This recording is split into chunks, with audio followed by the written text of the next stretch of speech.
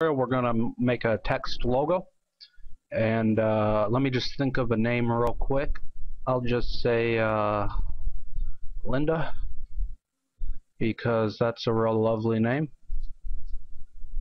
And alright, you all have the character Myriad Pro if you have CS5, and I'm just going to make mine bold. Okay, and I'll make it a little bigger. Okay, so now we have this text to work with. The first thing I'll do is make a backup copy. I do that so that I don't forget the font, and I can always reuse it if I want. I'll go to Object, Expand. Okay, now we have this all grouped together. Hold a Control Shift and press G to ungroup it, and you can probably right click it to do that. So now we can work with each one of these, and I used a little white arrow. You can attach the bottoms of them like so. Oops, that doesn't go all the way there. And you know, create other squares to attach them.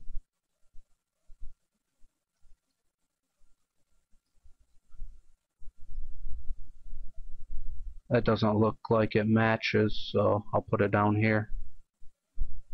And stretch this little piece over to the D. Okay. And the D is kind of going over, so I'll just make a box here and then subtract from it. There we go. And you know, you can really do whatever you like with these things. You can even warp the text, reshape it, but let's make it a little interesting. Let me just subtract this from the N, expand, and the N will now be somewhat part of the I. The L is a little too long in my opinion, and I'll just move this over. And the A, I'll attach the A to the D, I guess. Let me break off this little arc here, and whoops,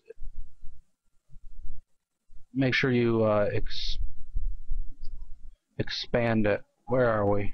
There we go. And I'm going to attach the A from there to here. So it's going to be a pretty ugly logo, but who really cares? And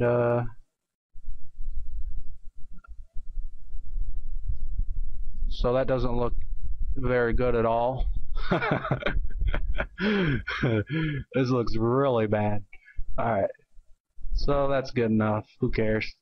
And I'm gonna select this whole object, and I'm just gonna union it and expand. So now this is one solid object, and see, it's not like a logo if it was any good. And to make it a little cooler, you might want to add a silver gradient.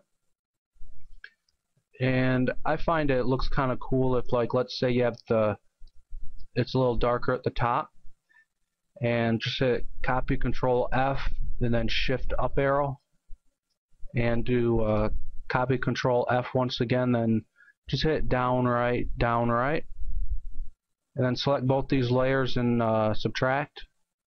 Now shift down arrow back so that you're on top of it, and let's just give this a white color. Okay, and this will look good because if we put this background here, you can see it pops off a little bit. There we go. And that's a little bit how I made the dream logo. I spent a little bit more time on it though. So that's working with text. Good luck.